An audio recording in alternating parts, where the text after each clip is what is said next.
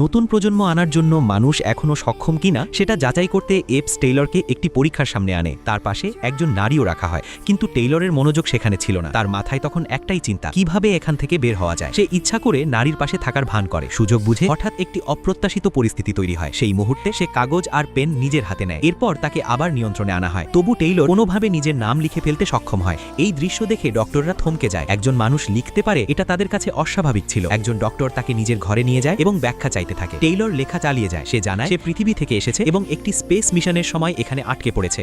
ডাক্তারের এপ সঙ্গী বিষয়টা শুনে অবিশ্বাসের হাসি হেসে ফেলে। তার ধারণা ছিল আকাশে কিছুই উঠতে পারে না। তখন টেইলর কাগজটা ভাঁজ করে একটি পেপার প্লেন বানায় এবং বাতাসে ছেড়ে দেয়। প্লেনটি উড়তে দেখে সে থমকে যায়। এটা তাদের চিন্তার সীমাবদ্ধতা স্পষ্ট করে দেয়। ঠিক সেই মুহূর্তে এপসদের নেতা ঘরে ঢুকে পড়ে। তার মুখে ছিল কঠোরতা। কাগজের প্লেনের দিকে তাকিয়েই সে কড়া নির্দেশ দেয়। তখন টেইলরের কাছে পরিষ্কার হয় এপস কিছু গুরুত্বপূর্ণ সত্য আড়াল করছে। টেইলরকে আবার বন্দী করে রাখা হয়, কিন্তু সে হাল ছাড়ে না। সুযোগ বুঝে সে জায়গা বদলায়। এরপর এপসদের শহরে তাকে ধরার চেষ্টা শুরু হয়। তাদের চিন্তাভাবনা আর ব্যবস্থাপনা তখনও পিছিয়ে ছিল। সেই কারণেই টেইলর বারবার ধরা পড়া থেকে বাঁচে। শেষ পর্যন্ত তাকে পুরোপুরি ঘিরে ফেলা হয়। পালানোর আর কোনো পথ থাকে না। ঠিক সেই মুহূর্তে টেইলর এমন কিছু